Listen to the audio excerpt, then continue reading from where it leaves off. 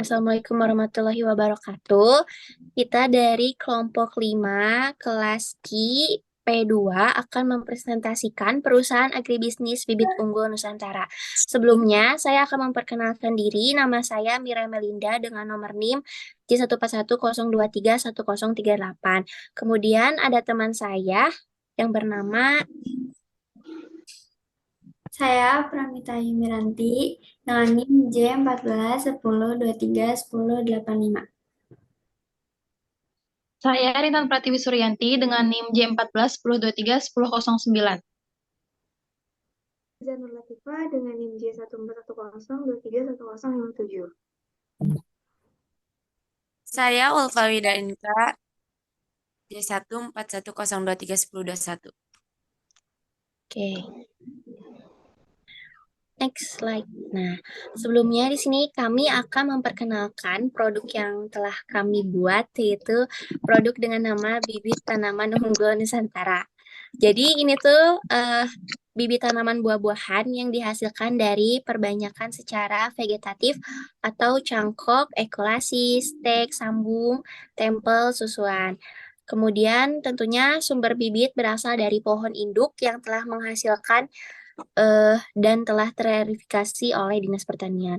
Kemudian bibit tanaman buah-buahan unggul yang dikelola dari PT Bibit Unggul Nusantara ini diantaranya seperti tanaman jambu, terus tanaman jambu kristal, tanaman nangka, tanaman kelengkeng, tanaman mangga, dan masih banyak lagi. Sedangkan bibit tanaman hias yang kita produksi itu seperti dengan cara perbanyakan vegetatif menggunakan cara stik, sambung, tempet, cangkok, ekolasi, dan generatif seperti penyamaian dengan benih, persilangan, dan lain-lain. Kemudian bibit tanaman hias yang dihasilkan diantaranya seperti tanaman pucuk merah, sabrina, akalifa, kambola, adenium, aglaonomia, mawar, dan masih banyak lagi. Kemudian di sini kita akan menjelaskan bagian-bagian dari pekerjaan manajer seperti ini.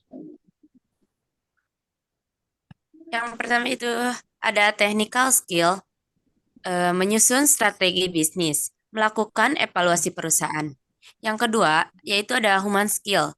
Yang pertama, kemampuan dalam memimpin perusahaan, mampu berkomunikasi dengan baik.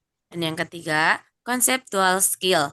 Yang pertamanya, ada poin yang pertama yaitu membuat suatu perencanaan, poin yang kedua, menyusun dan menerapkan visi misi, dan yang ketiga, menentukan tujuan kemana arah yang akan ditempuh perusahaan.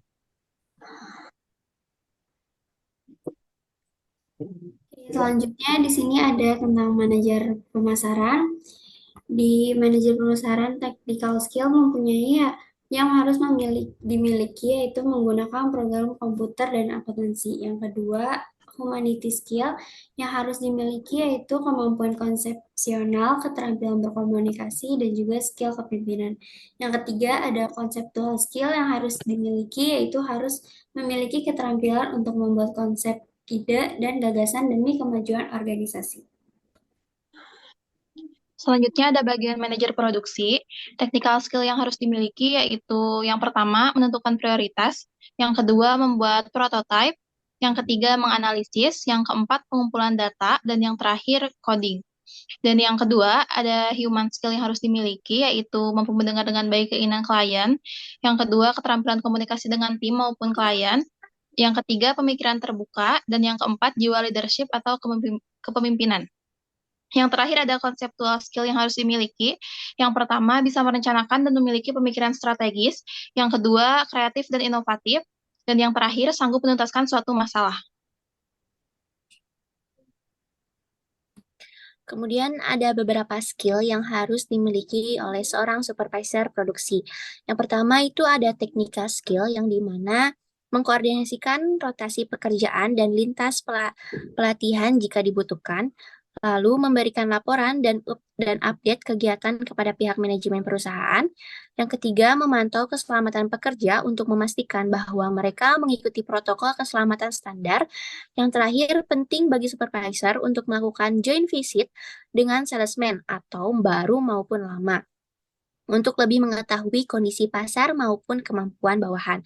Yang kedua, ada sikap human skill yang dimana tingkat tanggung jawab, bertanggung jawab langsung terhadap tim, kemudian fokus pekerjaan pada pelaksanaan pekerjaan dan pencapaian tujuan yang lebih spesifik. Yang ketiga itu ada pengambilan keputusan yang dimana cenderung membuat keputusan yang lebih taktis dan operasional. Yang ketiga ada conceptual skill yang dimana berisi tentang keterampilan komunikasi, kemampuan manajemen konflik, keterampilan interpersonal, berpikir kritis, dan kemampuan untuk mendelegasikan tugas.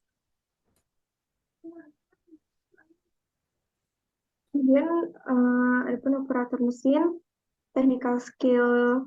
Yang pertama, memiliki pengetahuan yang dalam mengenai berbagai macam dan cara mengoperasikan alat kerja.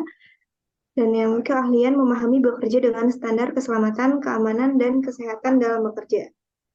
Dan ada juga human skill, keahlian dalam kedisiplinan, keahlian komunikasi yang baik, dan dapat bekerja secara mandiri serta dapat bekerja dengan tim. Dan conceptual skill, menerima kritikan dengan baik, menjaga etis kerja yang baik dalam bekerja, dan menunjukkan etika yang baik dalam bekerja.